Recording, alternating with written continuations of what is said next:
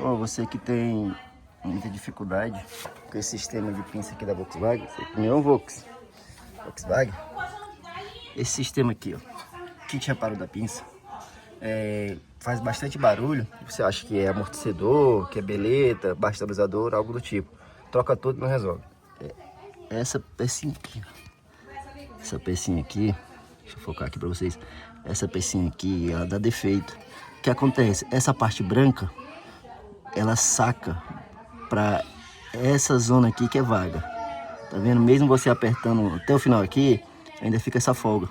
O que acontece? A parte branca, deixa eu focar mais. Essa parte branca, ela vem pra essa parte aqui, ó, e sai daqui de dentro, dessa parte preta. O que acontece? O parafuso do meio aqui começa a ter atrito com essa borrachinha preta, certo? Aí com o tempo, começa a desgastar a borracha preta e pega no ferro, direto com ferro.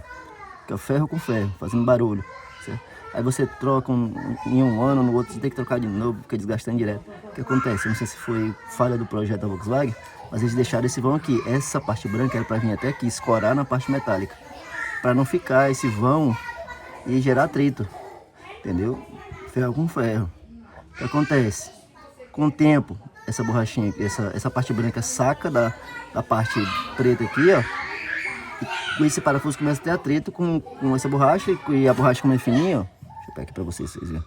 A borracha é fininha, ela rasga e fica ferro com ferro, tendo atrito. O que você vai fazer para resolver isso e você não precisar mais trocar esse kit tão cedo? Esse kit reparo da pinça.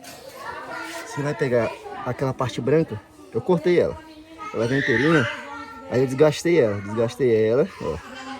Desgastei, certo? Para ficar do tamanho exato desse espacinho aqui, ó, certo? Aí você vai colocar aqui nesse espacinho, você vai colocar assim, essa parte maior para lá, e a parte menor pegando aqui, ó, pegando aqui na pinça desse lado de cá, certo? Você vai colocar ela mesmo assim no meio, pum, e apertar. Tão cedo você não vai precisar tocar esse kit reparo da pinça. Uma dica aí para vocês, tá bom, galerinha? Começando a fazer vídeo aí pro meu